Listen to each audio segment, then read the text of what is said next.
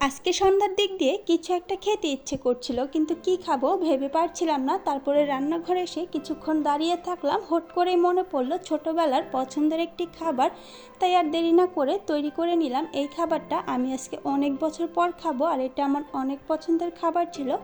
যাই হোক, hello everyone, আসসালামু আলাইকুম। আশা করছি সকলেই ভালো আছেন। আলহামদুলিল্লাহ, আমরাও ভালো আছি। সকালবেলা ঘুম থেকে উঠে মেয়েটাকে নিয়ে মেয়ের স্কুলে গিয়েছিলাম। মেয়েকে তার ক্লাসে বসিয়ে দিয়ে বাসায় এসে পড়েছি। বাসায় যখন আসলাম তখনই দেখলাম আমার হাজবেন্ড কাজে যাওয়ার জন্য বাসা থেকে বের হয়ে তার বাইকটা বের করছিল। আর আমার ছেলে তো তার বাবাকে দেখে অনেক খুশি। সে আমার কোলে থেকে নেমে গিয়ে বাইকে উঠে বসে পড়লো। সে একবার বাইক দেখলে বাইকে যে পর্যন্ত না উঠবে সে পর্যন্ত সে আর শান্তি দেয় না। এই যে বাইকে ওঠার পর সে তো অনেক খুশি। বাইকে উঠে অনেক দুষ্টামি করছিল। তার বাবার কাছ থেকে বাইকের চাবি নিয়ে বাইকটা চালু করার চেষ্টা করছিল, আর তার বাবা তার সাথে একটু খেলা করে নিল। আসলে আমরা যখন সকালে ঘুম থেকে উঠেছিলাম মেয়েটাকে স্কুলে নিয়ে যাওয়ার জন্য, তখন আমার হাজবেন্ড ঘুমাচ্ছিল। আমার ছেলে তার বাবাকে পেলে অনেক খুশি হয়ে যায়। এখন তার বাবার সাথে কিছুটা সময় খেলা করছিল, আর আমি দাঁড়িয়ে রইলাম কিছুক্ষণ। তার বাবার কাজে যেতে দেরি হয়ে যাচ্ছিল, তাই তাকে নিয়ে আমি বাসায় চলে এসেছি। বাসায় আসার পর আমার ছেলের জন্য একটু নুডলস রান্না করে নিয়েছি, আর আমিও সকালবেলা একটু নুডলস খেয়ে নিলাম। এখন আমি আমার ছেলেটাকে খাওয়াবো। আমার ছেলেটা এমনিতে কিছু খেতে চায় না, তাকে জোর করে একটু খাওয়ানোর চেষ্টা করছিলাম। সে আর উল্টো তার জামাটা নষ্ট করে ফেলেছে, একটুও খায়নি। এখন আমি ভেজা কাপড়গুলোকে বারান্দায় শুকাতে দিয়ে দিব, তারপর মেয়েটাকে আনতে চলে যাব। মেয়েটাকে বাসায় আনার পর আমার ছেলেটা ঘুমিয়ে গিয়েছিল, আর আমি রান্নাঘরে গিয়ে রান্না করে রান্নাঘরের সব ধরনের কাজ শেষ করে নিয়েছি।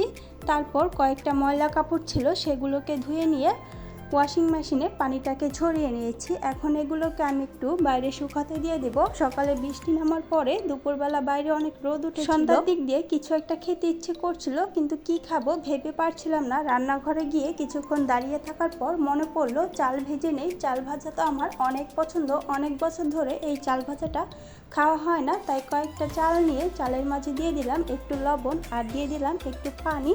চুলায় আমি কড়াইটা বসিয়ে দিয়েছি, কড়াইটা গরম হচ্ছিল। এদিকে আমি চালটাকে লবণের সাথে আর পানির সাথে ভালোভাবে মেখে নিয়েছি। এখন গরম কড়াইতে চালগুলোকে দিয়ে দিয়েছি। চুলার আঁচটা আমি লো করে রেখেছি। এই পর্যায়ে খুরচুন দিয়ে এটাকে নাড়তে থাকবো। চালটা ঝরঝরা হয়ে গেছে। চুলার আঁচটা এখন একটু হালকা বাড়িয়ে দিয়ে কিছুক্ষণ এটাকে নাড়া দিতে থাকবো। যখন এটা লাল হয়ে যাবে তখন আমি চুলার আঁচটা একদম লো করে দেব। তারপর এটাকে অনবরত নেড়ে নেব। এই যে চালটা ফুটতে শুরু হয়ে গেছে। আমার তো চাল ভাজা ছোটোবেলায় অনেক পছন্দ ছিল। আমার মতো কার কার ছোটোবেলায় এই চাল ভাজাটা পছন্দ ছিল কমেন্ট করে জানাবেন। আর বৃষ্টির সময় হলে তো আমার দাদি চাল ভেজে দিত, বাদাম ভেজে দিত, আর ছোলা ভেজে দিত। আমরা বৃষ্টির সময় ঘরে বসে বসে এইগুলা খেতাম। ছোটোবেলা এই খাবারগুলো অনেক পছন্দের একটা খাবারের তালিকায় ছিল। এই যে আমার চালগুলো ভাজা শেষ, আমি চুলাটা বন্ধ করে দিয়ে চাল ভাজাটাকে নামিয়ে নিয়েছি। এই পর্যায়ে আমি এটাকে ঠান্ডা করে নেব। আপনারা চাইলে এই চাল ভাজাটাকে বেশ কয়েকদিন সংরক্ষণ করে রাখতে পারেন। চাল ভাজাটা যখন ঠান্ডা হয়ে যাবে তখন একটা কৌটার ভিতরে ভরে রাখলে এটা অনেক দিন মোচমোচে থাকে, খেতে অনেক ভালো লাগে। আমি চাল ভাজাটাকে ঢেলে নিয়েছি। এখন পাতিলে চা বসিয়ে দিয়েছি। আমার মেয়ে রান্নাঘরে এসে বলল সেও চা খাবে, তাই আমি একটু বেশি করে চাটা বানিয়ে নিয়েছি। আর আমি যে কয়েকটা চাল ভেজেছি সে কয়েকটা এখনই শেষ হয়ে যাবে, সংরক্ষণ করার কোনো প্রয়োজনই নেই। চাটা আমার বানানো শেষ হয়ে গেলে আমি আর আমার মেয়ে এখন বসে খাবো। ওদের বাবা চলে এসেছিল। আমার মেয়ে তো তার বাবার শব্দ পেয়ে দৌড়িয়ে নিচে চলে গেল। তার জন্য কি কি এনেছে সেগুলোকে দেখে নিচ্ছিল। আজকের ভিডিওটা ছিল এই পর্যন্তই। আশা করছি ভিডিওটা আপনাদের কাছে ভালো লেগেছে।